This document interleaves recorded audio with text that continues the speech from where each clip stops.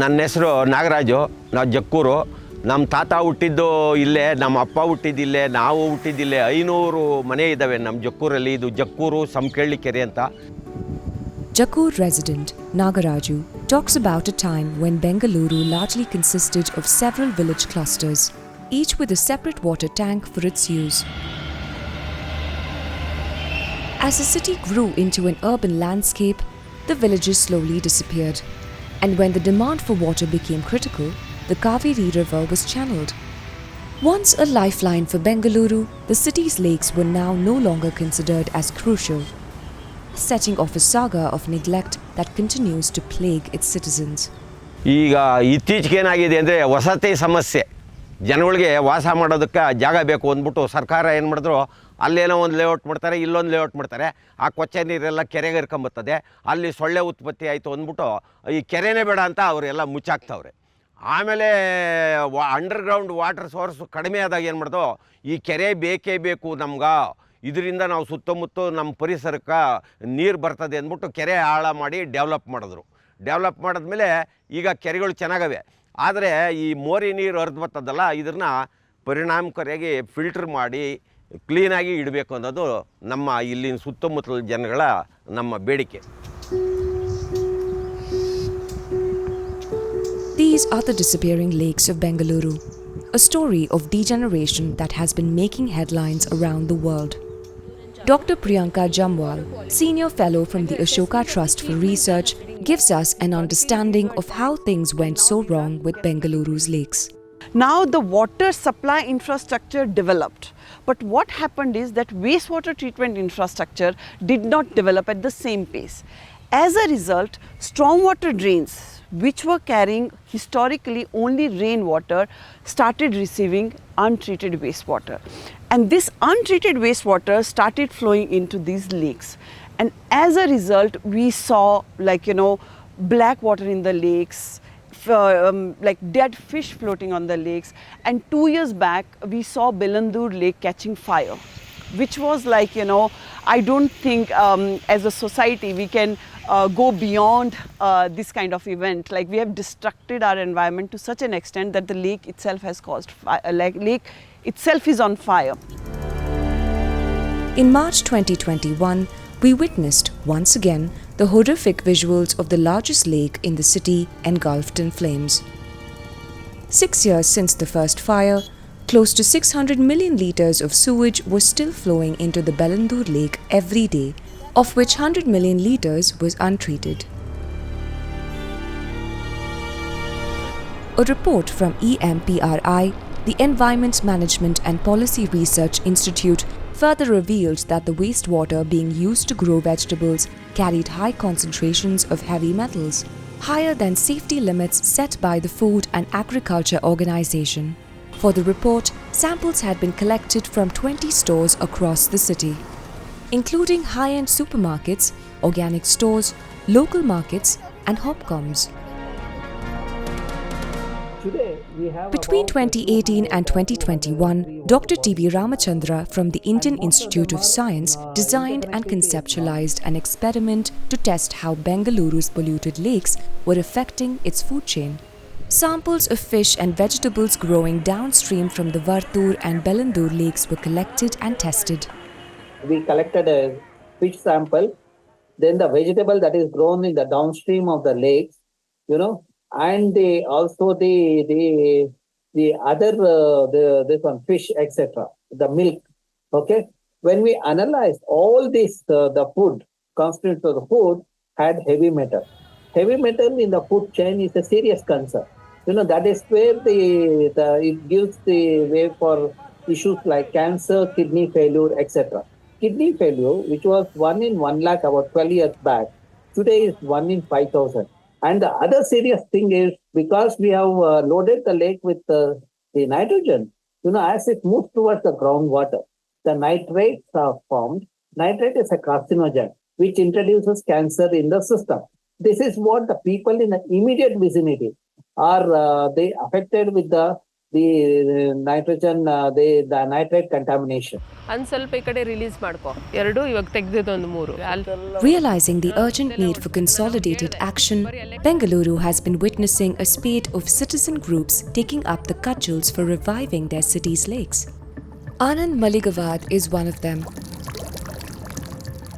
Using a series of lagoons and floating waterbeds, Anand's method relies on nature's own processes to break down contaminants. Basically, process of lake rejuvenation is, we work from reach to river concept. All cascading lakes we rejuvenate. There are three types of lakes. One is dry dead, one is filled with sewage, one is natural head. So dry dead lake, lot of changes in the topography, catchment area, alteration, and lot of nalas has been destroyed. We open up the nala, see that water will enter into the lake. And there will not be water holding capacity. It was filled with silt, all lot of debris, waste and all. We remove everything.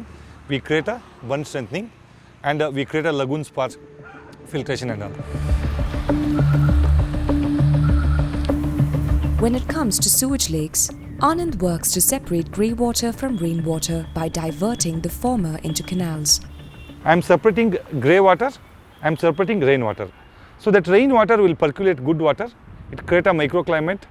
Bees, butterflies, birds, animals, people can swim in it up to that level. Maybe I cannot climb that A class, I can climb B class.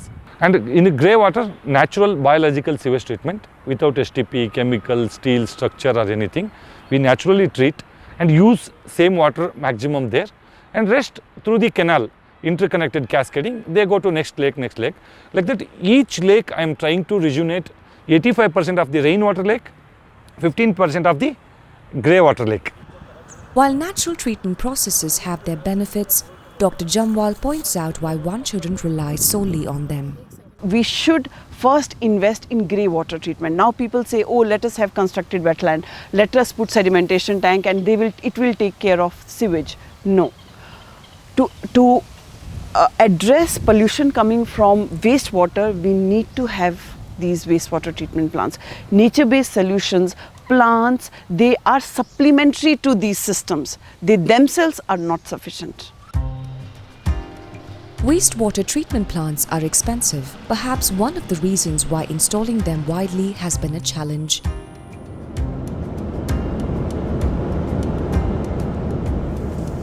This is the 160-acre Jakur Lake. What we see now is a result of a rejuvenation model that is said to have set an example for the rest of the city. Dr. Ramachandra, the man behind it, explains how integrating constructed wetlands, algal ponds and a secondary treatment plant helped them achieve a system that was holistic and affordable. What we did was we integrated constructed wetland and algal pond with the secondary treatment plant. So that from the secondary treatment plant, after removing the chemical ion, when it passes to the constructed wetland, it removes the N, major part of N and some part of P. While when it passes to the algal pond, it removes the major part of P and small part of N.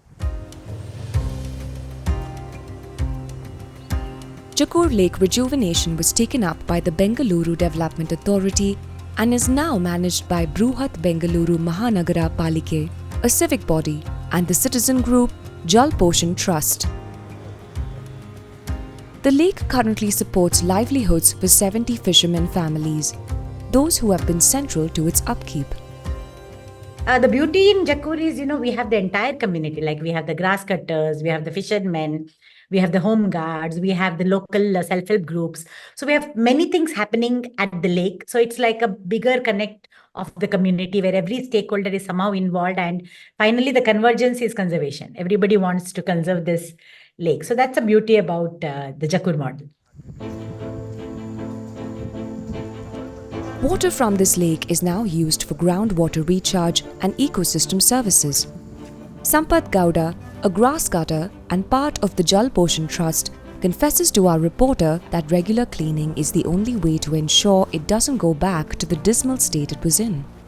ನಾವು ಒಂದು 30 ವರ್ಷದಲ್ಲಿ ಇದ್ದೀರಿ. ಇವಾಗ ಆವಾಗಿಂದ ಹೊಲಗಳು ಗದ್ದೆಗಳೆಲ್ಲ ಇದ್ವು.